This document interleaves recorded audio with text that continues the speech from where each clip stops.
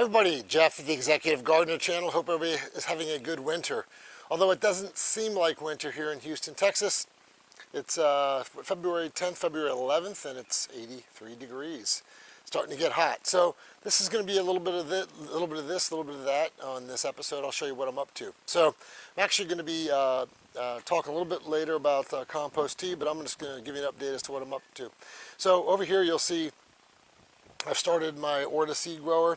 I've got, I'm going to put 2 of these big black semen tomato plants, and then I bought from John Kohler the Bolivian cucumber. So we're going to see how that does. I'm actually going to repurpose the trellis that I have, that I used to have grapes in, and I'm going to put the Bolivian cucumbers. So I'm actually mixing up some potting mix real quick, and I'm going to show you my normal, what I usually do for my potting mix. So I'm going to transplant those plants I just showed you into this great potting mix. So here's what I use as usual: potassium sulfate, green sand, Epsom salt, dolomite, organic blood meal, and from MI Gardener's channel, trifecta, all organic, okay? I also included some worm compost from my 2 worm inns over there. So this thing is uber charged, ready to go. And I actually put a little bit of natural compost in this as well. I'm an impatient person. I do not want to wait a long time. I'm going to, we're not going to have any frost the rest of the year. It's February 11th. So we're actually, next week is past our frost date. Given any unforeseen crazy weather, which we've had this year, we should be in the clear. So I'm going to repot those cucumbers and tomatoes. I'll show you them in a second. I'll be back. So here they are. These are my plant starts from seed. I'm starting to harden them off. Of course, I just planted the ones over here. So the Bolivian cucumbers are right here. I'm going to do 3 of them. You see, I brought them inside. They're on my kitchen table here because as you transplant, it's just too hot outside, 82 degrees. So I don't want them to take too much shock, but those are the 3 Bolivian cucumbers. Here are the 2 tomato plants. In that mix I just said, you see plenty of perlite in there as well. So plenty of air pockets, air and an ability for the roots to spread out. So I'll show you the 2 other things I have, 3 other things I have. So remember, this year is my less is more. So I have 2 Mohawk pepper plants. These are dwarf Mohawk pepper plants. I think I got these from Great Britain, the seeds.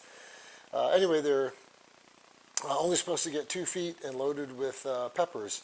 Now, I usually prune my pepper plants on top. I haven't had a need to do it for these, I guess because they're dwarf. But look how full they are. Holy cow. I mean, this is a baby pepper plant. Have you ever seen a plant like this in Home Depot? Any seedling like this at Home Depot? It just doesn't happen, man. Just unbelievable. So I'm really happy with those Mohawk pepper plants. Good green. They've even got some flowers on them, as you'll see right there. Okay. Now, the other 2 I have are called the red skin pepper. These are also a dwarf pepper plant. For whatever reason, the leaves are a lighter green. I don't know if that's the way they should be or if there's something wrong with the plant, but it continues to grow. And then lastly, I have my favorite, which is my Jimmy Nardello pepper, which is right here. And that too already has a flower on it. So I need to hang on a little bit more. I need to start hardening them off, and then I'll get them outside. So, and of course I talked about my 2 favorite black semen pepper plants, the best black, I didn't mean to say peppers, tomatoes, black semen tomato plants, the best tomatoes if you like red tomatoes, which are the black variety. So excellent. So let me move on to the next thing. So as I told all of you in my last episode, I am on a diet. I'm glad to say I'm down 4.5 pounds within 10 days.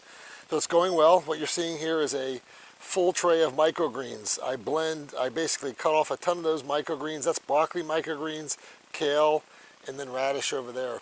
But I basically cut off a bunch of these. I put them in my smoothie or shake in the morning, and it's loaded with nutrients. So I'm starting to get into this microgreen thing. You can find other channels that show you how to grow microgreens. I'm going to show you what the finished product looks like. Look at that, absolutely beautiful, all broccoli plant. For those that don't know, I'll show you what my start looks like because I'm getting ready to start 2 trays right now.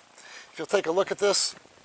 So over here I have done peas, okay? I get my seeds from MV Seeds. I think it stands for Mountain Valley Seeds. And you'll see I've already put a bunch of seeds in here, okay? And what I'm going to do is cover it with a little bit of soil. I'll put a cover on to put water in a cover to create a greenhouse effect. Then I'm going to be in great shape. Over here, I do have red Russian kale from MV Seeds. And as you'll see here, this is just overloaded with seeds.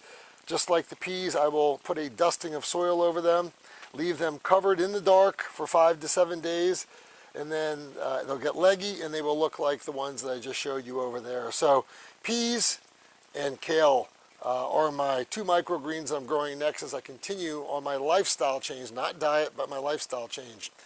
I'm getting ready to brew another batch of compost tea. Let me show you what that looks like. So this has been brewing for just about 18 to 20 hours. I bought some compost tea from Boogie Brew. Love it. Look at all the foam that's coming up here. I'm getting ready to treat my plants to what they love, which is compost tea. And they're starting to get a little bit light green, but as soon as I put this organic material, nematodes, positive bacteria into the soil, they're going to be in great shape. So let me carry the camera with me as I start to water some of my containers and some of my in-ground plants and treat them to a very special lunch here with the organic compost tea. Okay, I'm going to attempt to water here and hold the camera. I can't promise it'll be pretty, but it'll be effective. So, as you know, with compost tea, this is well, I certainly blasted an air stone in here to get some oxygen in here to get the tea brewing. And you can either foliar feed or drench it. I'm going to do both. It won't hurt it. So you just simply go like that. They love it. Over here I got some red cabbage. Okay. Love it. Potatoes. Love it. More potatoes. Love it.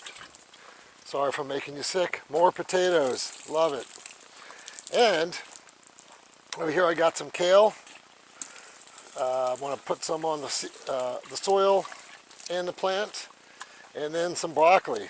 The broccoli looks a little droopy because it's so hot out today.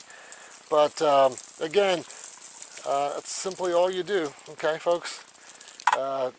Most people, as you know, and you've heard this 1,000 times, they talk about feeding your plants. You do not feed your plants. You feed your soil. You build your soil. The more you build the soil, the better it'll be. That's just the way it works, a simple fact. So as I go over here, many of you haven't seen this, I have an orange tree next to my pool here. But as I go over here, this is the green stalk garden. Now look, since the last time, my last video, this small broccoli is starting to do very well. Again, from last time, I pared back the spinach. Remember I told you, spinach is a cut and come again vegetable. See, I cut it back to 2 or 3 leaves. It's starting to come back. Let me get out of the shadow.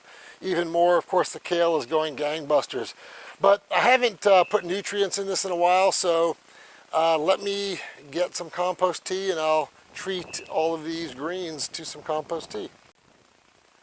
So I've talked many times about being convenient in gardening. So when I'm away, I do not want to hassle my wife that much. So with the green stalk garden, it's kind of cool because you have this big reservoir at the top and you have a hole right there at the top that allows the water to go through the holes all the way down the bottom. So all I have to do with this beautiful organic compost tea is, let me see if I can hold the camera at the same time and do this. Sorry. So let's take a look. I simply dump it all in the reservoir, okay, as such. And the hole will allow it to flow all the way down to the bottom plants.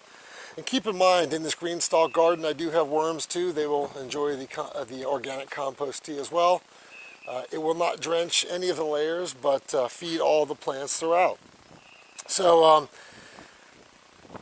nothing particular this episode. Wanted to give you an update on my spring transplants that I showed you, some of my microgreens that I'm growing, and what I'm doing with compost tea.